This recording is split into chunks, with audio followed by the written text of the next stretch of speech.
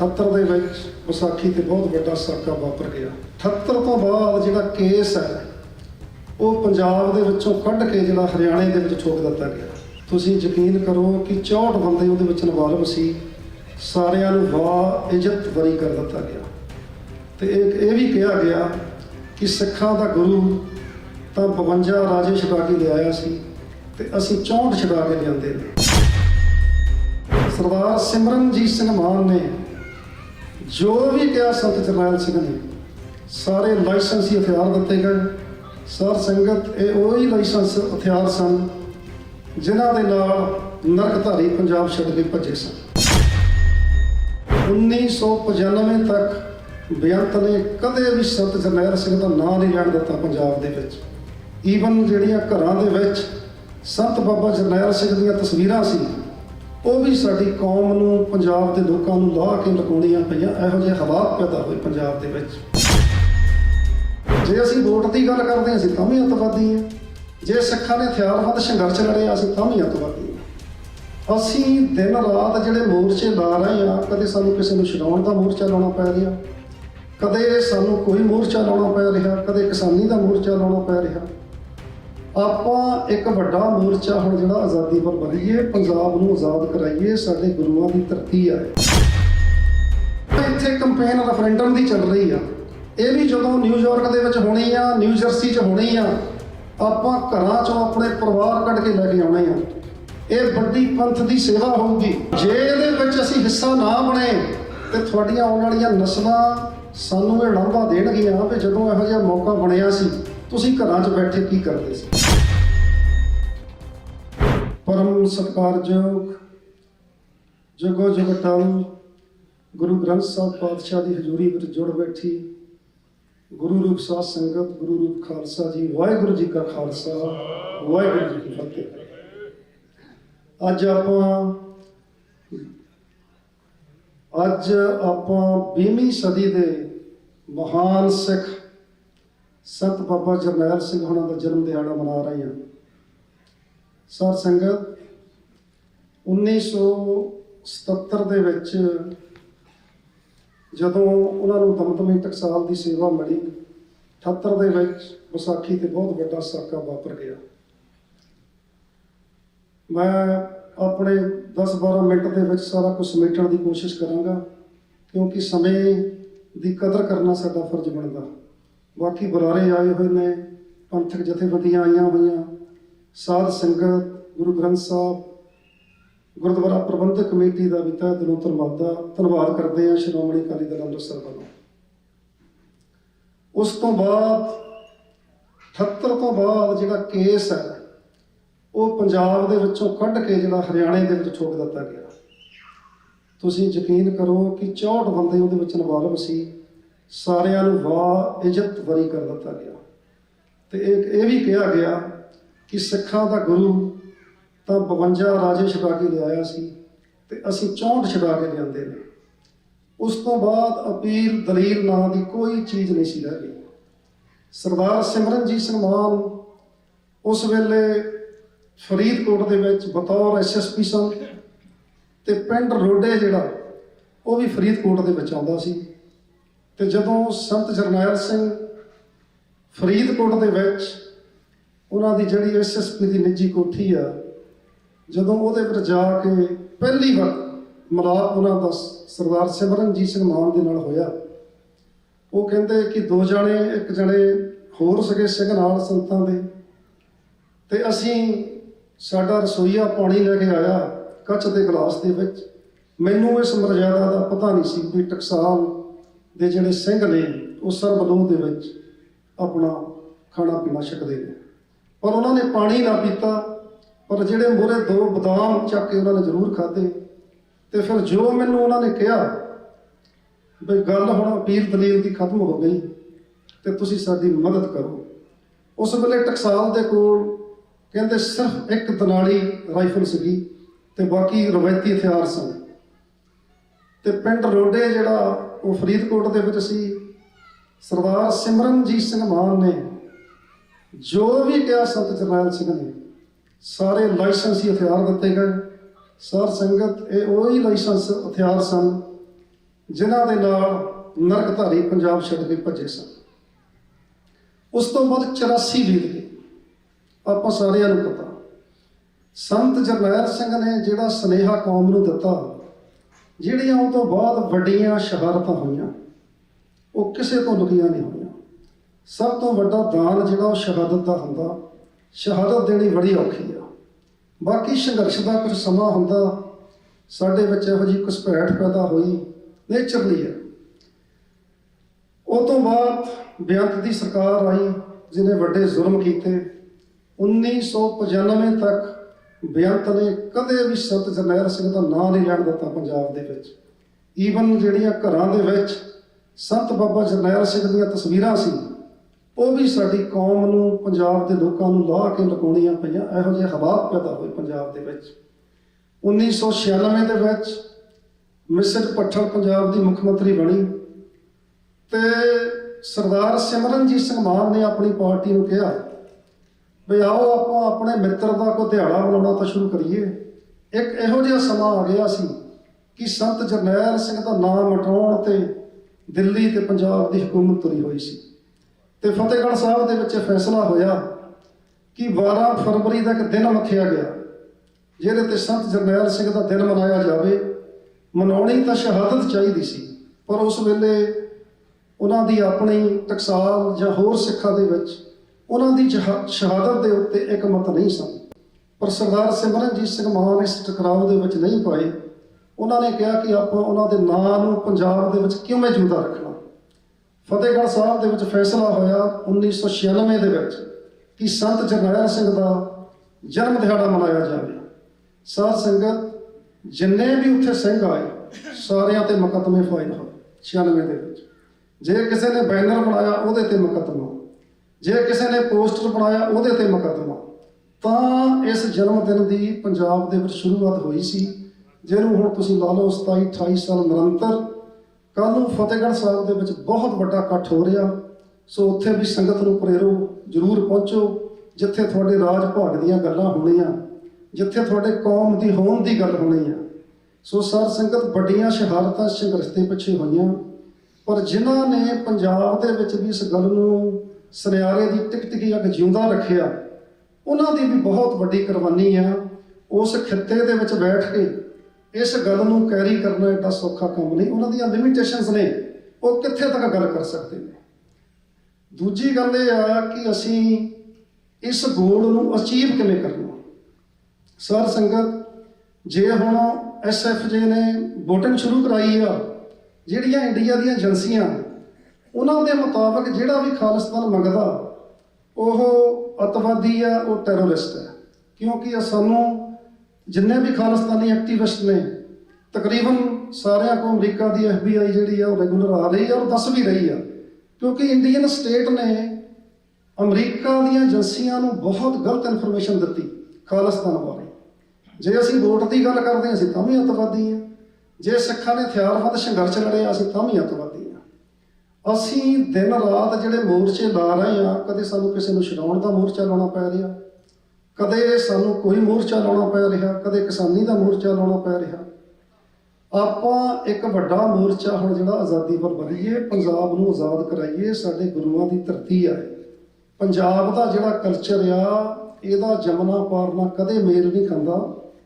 ਇਹ ਖਿੱਤਾ ਜਿਹੜਾ, ਇਹਦਾ ਆਪਣਾ ਕਲਚਰ ਆ, ਆਪਣਾ ਸੱਭਿਆਚਾਰ ਹੈ, ਆਪਣਾ ਇਤਿਹਾਸ ਹੈ ਔਰ ਤੁਹਾਡਾ ਰਾਜ ਰਿਹਾ।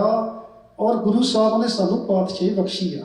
ਔਰ 18ਵੀਂ ਸਦੀ ਦੇ ਸਿੱਖਾਂ ਦਾ ਬੋਲਾ ਸੀ, ਹਮ ਰਾਖਤ ਪਾਤਸ਼ਾਹੀ ਦਾਵਾ, ਜਾਂ ਤਕੋ ਜਾਂ ਅਗਲੋ ਪਾਵਾਂ। ਸੋ ਜਿੰਨੀ ਦੇਰ ਦੁਨੀਆ ਦੇ ਵੱਡੇ ਵੱਡੇ ਧਰਮ ਸਾਰਿਆਂ ਕੋਲ ਆਪਣੇ ਰਾਜ ਭਾਗ ਨੇ, ਜਿੰਨੀ ਦੇਰ ਸਾਡੀ ਸਟੇਟ ਐਸਟੈਬਲਿਸ਼ ਨਹੀਂ ਹੁੰਦੀ, ਇਹਦਾ ਕੀ ਰੋਡ ਮੈਪ ਹੋਊਗਾ ਅੱਜ ਦੀ ਦੁਨੀਆ ਦੇ ਵਿੱਚ। ਇੱਕ ਤਾਂ ਜੋ ਕੰਪੇਨ SFJ ਨੇ ਕਰਵਾਇਆ ਹੀ ਆ, ਜਿਹਦੇ ਵਿੱਚ ਬਹੁਤ ਵੱਡੀ ਜਾਗਰੂਕਤਾ ਸਿੱਖਾਂ ਦੇ ਵਿੱਚ ਆਈ ਆ। ਇਹ ਇੱਕ ਰਸਤਾ ਹੈ ਜਿਹੜਾ ਕਿ ਹੌਲੀ ਹੌਲੀ ਯੂਨਾਈਟਿਡ ਨੇਸ਼ਨ ਦੇ ਵਿੱਚ ਜਾ ਕੇ ਇਸ ਗੱਲ ਨੂੰ ਤੋੜਿਆ ਜਾਵੇ। ਦੂਜਾ ਰਸਤਾ ਇਹ ਆ ਕਿ ਭਾਰਤ ਦਾ ਸੰਵਿਧਾਨ ਜਿਹੜਾ ਆ 1947 ਤੋਂ ਬਾਅਦ, ਜਦੋਂ 1950 ਦੇ ਵਿੱਚ ਭਾਰਤ ਦਾ ਸੰਵਿਧਾਨ ਬਣਿਆ, ਇੱਕ ਤਾਂ ਉਹਨਾਂ ਨੇ 25-20 ਦੇ ਵਿੱਚ ਸਾਨੂੰ ਠੋਕ ਦਿੱਤਾ ਤੇ ਉਸ ਵੇਲੇ ਦੇ ਨੁਮਾਇੰਦੇ ਸਰਦਾਰ ਭੁਪਿੰਦਰ ਸਿੰਘ ਮਾਨ, ਉਹ ਵੀ ਸਰਦਾਰ ਸਿਮਰਨਜੀਤ ਸਿੰਘ ਮਾਨ ਦੇ ਚਾਚਾ ਜੀ ਸਨ, ਤੇ ਡਿਫੈਂਸ ਮਿਨਿਸਟਰ ਉਹ ਤੋਂ ਪਹਿਲਾਂ ਰਹਿ ਚੁੱਕੇ ਸੀ ਸਰਦਾਰ ਹੁਕਮ ਸਿੰਘ, ਦੋਨੇ ਹੀ ਵਾਕਆਊਟ ਕਰ ਗਏ ਸੀ।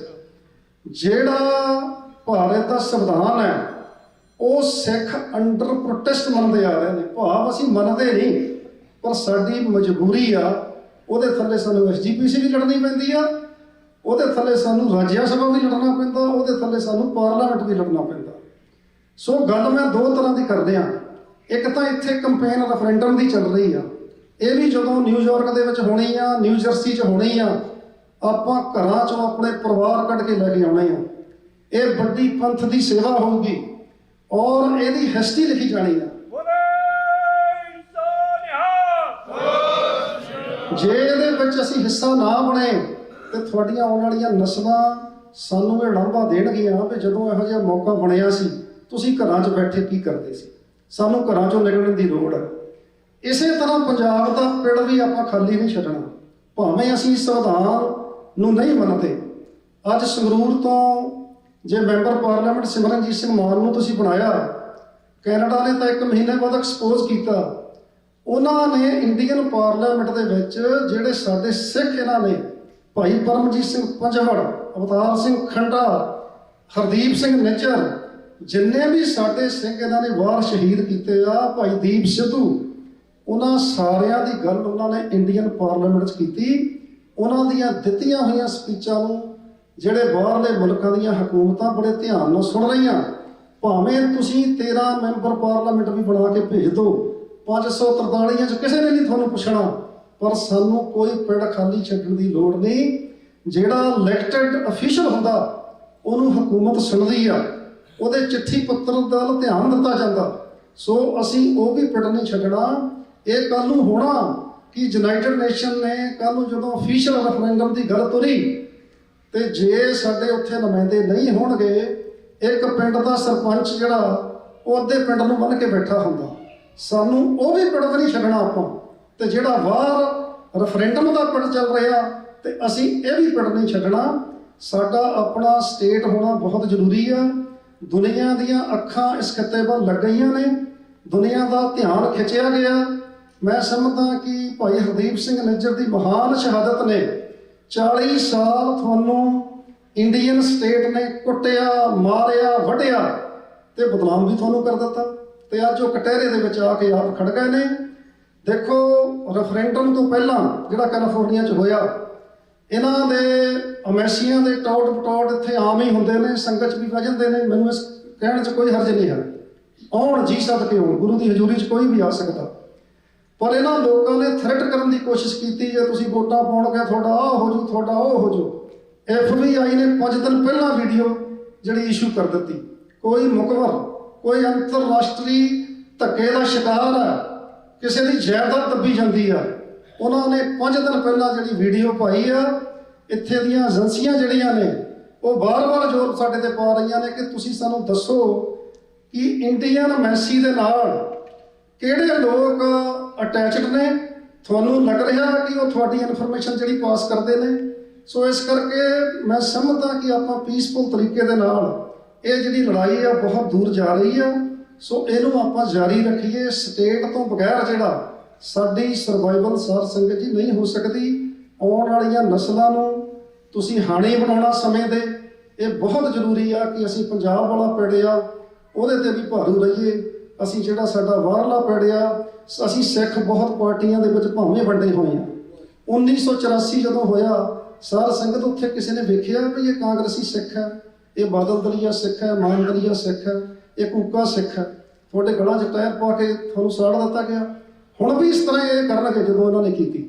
ਸੋ ਇਸ ਕਰਕੇ ਆਪਾਂ ਜਿੱਥੋਂ ਤੱਕ ਸਾਡੀ ਸਟੇਟ ਦੀ ਆਜ਼ਾਦੀ ਦੀ ਗੱਲ ਹੈ, ਖਾਲਿਸਤਾਨ ਦੀ ਗੱਲ ਹੈ, ਉੱਥੇ ਆਪਾਂ ਨੂੰ ਕਦੇ ਵੀ ਵਿਰੋਧ ਨਹੀਂ ਕਰਨਾ ਚਾਹੀਦਾ ਔਰ ਇਹਦੀ ਸਪੋਰਟ ਕਰਨੀ ਚਾਹੀਦੀ ਆ, ਤਾਂ ਕਿ ਸਾਊਥ ਏਸ਼ੀਆ ਦੇ ਵਿੱਚ ਤੁਹਾਡਾ ਦੇਸ਼ ਖੜਾ ਹੋਵੇ। ਜਿਵੇਂ ਸਰਦਾਰ ਸਿਮਰਨਜੀਤ ਸਿੰਘ ਮਾਨ ਵੀ ਕਹਿੰਦੇ ਨੇ ਕਿ 3 ਨਿਊਕਲੀਅਰ ਦੇ ਵਿਚਾਲੇ ਪਾਕਿਸਤਾਨ, ਚਾਈਨਾ ਤੇ ਇੰਡੀਆ ਦੇ ਵਿਚਾਲੇ ਇੱਕ ਤੁਹਾਡਾ ਦੇਸ਼ ਬਣੇ। ਨਾਲੇ ਤਾਂ ਸਾਊਥ ਏਸ਼ੀਆ ਦੇ ਵਿੱਚ ਪੀਸ ਹੋਵੇਗਾ ਤੇ ਨਾਲੇ ਜਿਹੜਾ ਇੱਕ ਕੌਮ ਹੈ ਉਹ ਆਜ਼ਾਦ ਹੋਵੇਗੀ। ਬਾਕੀ ਗੱਲ ਇਹ ਹੈ ਕਿ ਸਿੱਖਾਂ ਨੇ ਪੰਜਾਬ ਦੇ ਲਈ ਬਹੁਤ ਵੱਡੀਆਂ ਕੁਰਬਾਨੀਆਂ ਕੀਤੀਆਂ। ਇਹ ਅਫਗਾਨਿਸਤਾਨ ਦਾ ਸੂਬਾ ਬਣ ਗਿਆ ਸੀ ਤਾਂ ਅਬਦਾਲੀ ਦੇ ਸਮੇਂ। ਸਿੱਖਾਂ ਨੇ ਕੁਰਬਾਨੀਆਂ ਦੇ ਕੇ ਇਹਨੂੰ ਆਜ਼ਾਦ ਕਰਾਇਆ, ਪਰ ਪੰਜਾਬ ਵਿੱਚ ਵਸਣ ਵਾਲੀਆਂ ਸਾਰੀਆਂ ਕੌਮਾਂ, ਮਹਾਰਾਜਾ ਰਣਜੀਤ ਸਿੰਘ ਦਾ ਰਾਜ ਭਾਗ ਜੇ ਤੁਸੀਂ ਫਰੋਲੋ, ਮੈਂ ਸਮਝਦਾ ਕਿ ਉਸ ਨਾਲ ਦੀ ਐਡਮਿਨਿਸਟ੍ਰੇਸ਼ਨ ਦੁਨੀਆ 'ਚ ਨਹੀਂ ਸੀ ਕਿਤੇ। ਇਸੇ ਤਰ੍ਹਾਂ ਕਿਉਂਕਿ ਗੁਰੂ ਸਾਹਿਬ ਨੇ ਸਾਡੇ ਵਿੱਚ ਕੁੱਟ-ਕੁੱਟ ਕੇ ਪਾਇਆ ਹੋਇਆ, ਚਾਹੇ ਕਿਸੇ ਵੀ ਧਰਮ ਦਾ ਬੰਦਾ, ਉਹਨੂੰ ਗਲੇ ਲਾਇਆ ਜਾਂਦਾ। ਇੱਕੋ ਇੱਕ ਗੁਰੂ ਘਰ ਹੈ ਜਿੱਥੇ ਹਰ ਧਰਮ ਦਾ ਬੰਦਾ ਆ ਸਕਦਾ, ਨਤਮਸਤਕ ਹੋ ਸਕਦਾ, ਲੰਗਰ ਛਕ ਸਕਦਾ ਤੇ ਰਹਿ ਸਕਦਾ। ਬਹੁਤ ਐਸੇ ਧਰਮ ਨੇ ਜਿੱਥੇ ਦੂਸਰੇ ਧਰਮਾਂ ਦੇ ਲੋਕ ਨਹੀਂ ਜਾ ਸਕਦੇ। ਖਾਲਿਸਤਾਨ ਇੱਕ ਇਹੋ ਜਿਹੀ ਸਟੇਟ ਬਣੂਗੀ ਜਿੱਥੇ ਸਾਰੇ ਧਰਮਾਂ ਦੇ ਲੋਕ ਐਕਸਰਸਾਈਜ਼ ਕਰਨਗੇ, ਜਿੱਥੇ ਸਾਡੀ ਇਕਨੋਮਿਕ, ਜਿੱਥੇ ਸਾਡਾ ਧਾਰਮਿਕ ਆਜ਼ਾਦੀ, ਜਿੱਥੇ ਰਾਜਨੀਤਿਕ ਸਾਡੀ ਆਜ਼ਾਦੀ ਆ, ਉਹ ਬਹਾਲ ਹੋਵੇਗੀ। ਤੁਸੀਂ ਵਾਹਗਾ ਬਾਰਡਰ ਤੋਂ ਤੁਰ ਕੇ ਪਾਕਿਸਤਾਨ ਨੂੰ ਚਲੇ ਜਾਓ ਤੇ ਤੁਸੀਂ ਯੂਰਪ ਨੂੰ ਲੱਗ ਜਾਂਦੇ ਆ। ਜਿੰਨੀ ਦੇਰ ਸਾਡਾ ਇੰਡੀਪੈਂਡੈਂਟ ਵਪਾਰ ਨਹੀਂ ਖੁੱਲੂਗਾ, ਹੋ ਸਕਦਾ ਸਾਨੂੰ ਇਹਨਾਂ ਦੇਸ਼ਾਂ ਵਿੱਚ ਆਉਣ ਦਾ ਨਾ ਹੀ ਆਉਣਾ ਪੈਂਦਾ ਜੇ ਸਾਡਾ ਰਾਜ ਭਾਗ ਆਪਣਾ ਸਟੈਬਲਿਸ਼ ਹੁੰਦਾ। ਸੋ ਮੈਂ ਸਮਾਂ ਵੀ ਲੈ ਲਿਆ ਆਪਣਾ, 10-12 ਮਿੰਟ ਮੈਨੂੰ ਦਿੱਤੇ ਗਏ ਸੀ। ਸੋ ਮੈਂ ਇੱਕ ਤਾਂ ਇਹ ਬੇਨਤੀ ਕਰਨੀ ਆ ਕਿ ਆਪਣੇ ਮੂਹਰੇ 2 ਵੱਡੇ ਨਗਰ ਕੀਰਤਨ ਆ ਰਹੇ ਨੇ ਅਪ੍ਰੈਲ 'ਚ।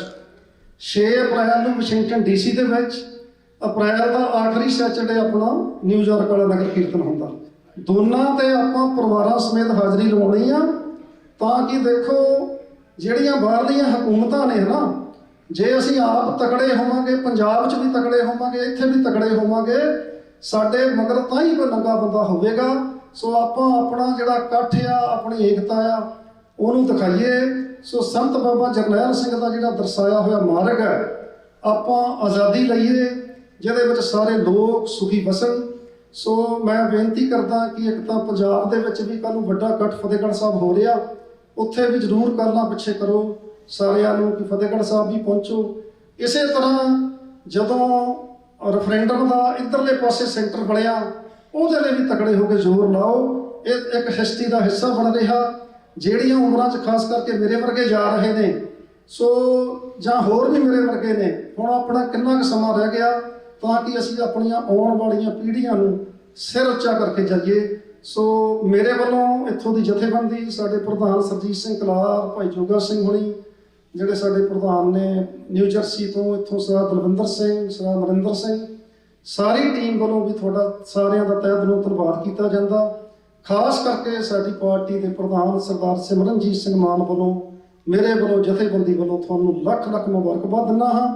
ਤੇ ਖਾਸ ਕਰਕੇ ਗੁਰਦੁਆਰਾ ਪ੍ਰਬੰਧਕ ਕਮੇਟੀ ਦਾ ਮੈਂ ਤਹਿ ਦਿਲੋਂ ਧੰਨਵਾਦ ਕਰਦਾ ਕਿ ਦੇਖੋ ਗਦਰੀ ਬਾਬਿਆਂ ਦੀ ਹਿਸਟਰੀ 50 ਸਾਲ ਬਾਅਦ ਲਿਖੀ ਗਈ ਸੀ। ਖਾਲਿਸਤਾਨ ਦੀ ਹਿਸਟਰੀ ਜਿਹੜੀ ਆ ਉਹ ਲਿਖੀ ਜਾਣੀ ਆ ਸੁਨਹਿਰੀ ਅੱਖਰਾਂ 'ਚ। ਇਸ ਸੁਸਾਇਟੀ ਦਾ ਨਾਂ ਹਮੇਸ਼ਾ ਸੁਨਹਿਰੀ ਅੱਖਰਾਂ 'ਚ ਰਹੂਗਾ, ਕਿਉਂਕਿ ਇੱਥੋਂ ਪੰਥ ਦੇ ਵੱਡੇ ਫੈਸਲੇ ਹੋਏ, ਇੱਥੇ ਪੰਥ ਨੂੰ ਬਹਿਣ ਦਾ ਮੌਕਾ ਤੁਸੀਂ ਦਿੰਦੇ ਹੋ। ਸੋ ਇਸ ਨੂੰ ਇਸੇ ਤਰ੍ਹਾਂ ਰੱਖਿਓ। ਇਹਨੇ ਆਪਣਾ ਇੱਕ ਇਤਿਹਾਸ ਸਿਰਜਿਆ ਹੋਇਆ ਅਮਰੀਕਾ ਦੇ ਵਿੱਚ। ਮੈਂ ਤੁਹਾਡਾ ਸਾਰਿਆਂ ਪ੍ਰਬੰਧਕ ਕਮੇਟੀ ਦਾ, ਸਾਧ ਸੰਗਤ ਦਾ, ਇੱਕ ਵਾਰੀ ਸੰਤ ਬਾਬਾ ਜਰਨੈਲ ਸਿੰਘ ਜੀ ਦੇ ਜਨਮ ਦਿਹਾੜੇ ਤੇ ਆਪ ਸਾਰਿਆਂ ਨੂੰ ਮੁਬਾਰਕਬਾਦ ਦਿੰਦਾ ਹੋਇਆ ਫਤਿਹ ਅਰਜ਼ ਕਰਦਾ। ਵਾਹਿਗੁਰੂ ਜੀ ਕਾ ਖਾਲਸਾ, ਵਾਹਿਗੁਰੂ ਜੀ ਕੀ ਫਤਿਹ।